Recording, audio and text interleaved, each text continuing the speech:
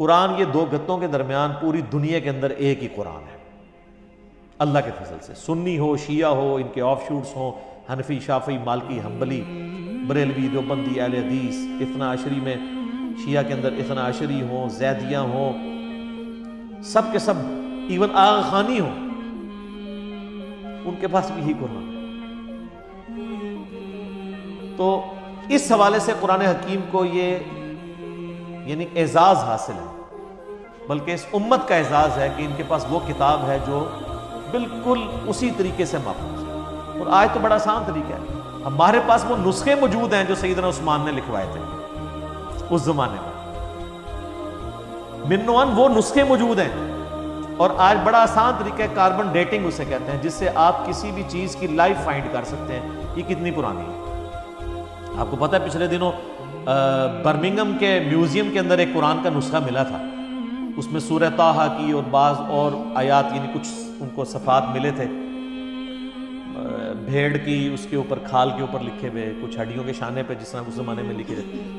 تو اس کی carbon dating انہوں نے کروائی ہے، اور وہ بی بی سی کی رپورٹ ہے، کسی مسلمان نے نہیں بنائی ہے، غیر مسلم ہے. اس میوزیم کا انچارج جو ہے وہ غیر مسلم ہے، اور ان کی ویڈیو چڑھی، آپ یوٹیوب پہ جا کے لکھیں اولڈسٹ ورژن آف قرآن. وہ تو ورژن کہتے ہیں، ورژن تو ہے ہی نہیں، قرآن تو ایک ہی ہے، تو وہ آپ کو مل جائے گا.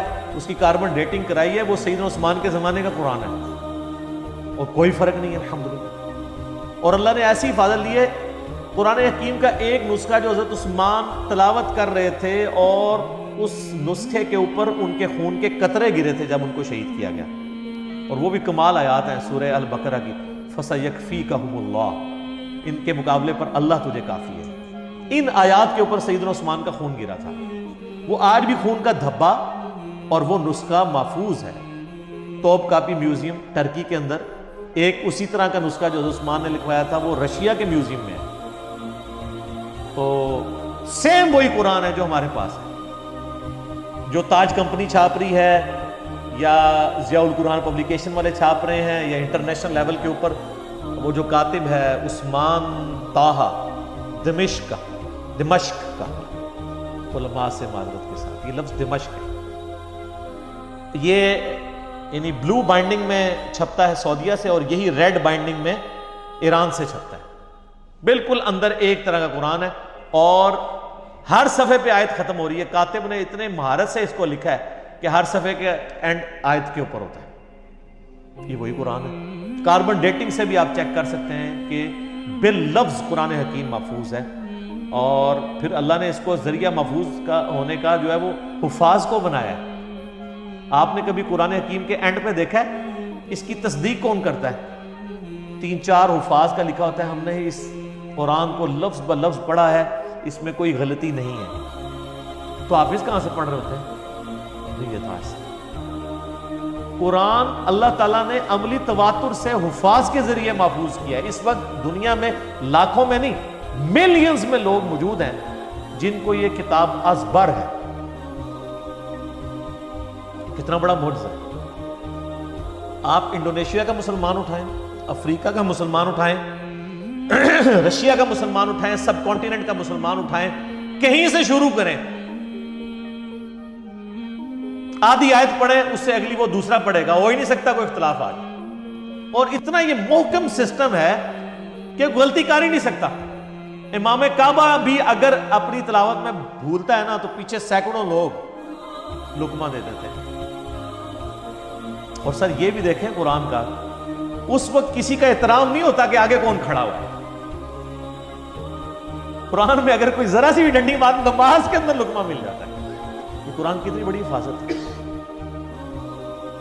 تو صرف یہ لکھے ہوئے کے اوپر اعتماد نہیں ہے، لکھنا تو ظاہر امپورٹنٹ ہے، کیونکہ الذی علم بالقلم، اللہ نے قلم کے ذریعے قرآن سکھایا ہے، علم سکھایا ہے، اور وہ قرآن بھی نبی الاسلام نے اس طریقے سے ٹرانسلیٹ. لیکن یہ زبانی بھی مسلمانوں نے اسے یاد کیا ہے، اور ریٹن فارم میں یہ نسخے موجود ہیں. جب کبھی بھی کوئی ایشو آتا ہے، اب تو خیر آتا ہی نہیں ہے، اتنے اسٹیبلش ہو چکے ہیں، اب تو سافٹ ویئرز بن چکے ہیں، پی ڈی ایفs موجود ہیں. اب تو کوئی کبھی آپ نے دنیا میں سنا ہے کوئی ایشو آیا کہ اس لفظ تھلے زیر ہے یا زبر ہے؟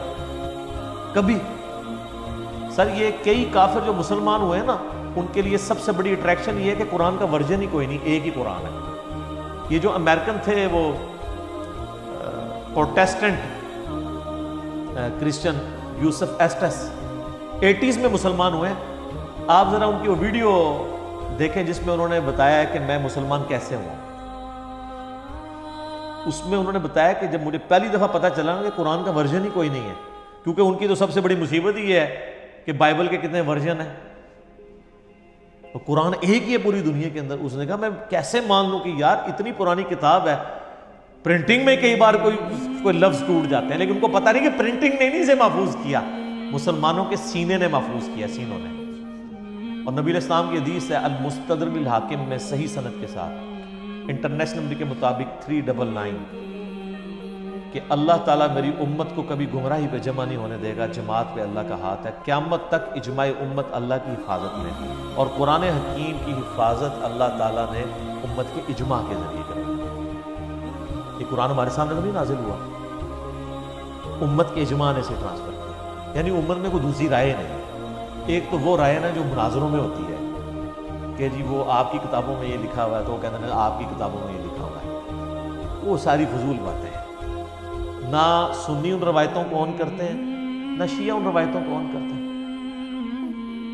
قرآن حکیم محتاج نہیں ان روایتوں کا. جو عملی تواتر سے چیز نقل ہوئی ہے، دنیا میں 1000 مسلمان بھی کھڑے ہو کے کہیں یہ آیت ایسی نہیں ایسے ہے، آج تک تو کوئی نہیں کھڑا ہوا، نہ ہوگا اللہ کے فضل سے.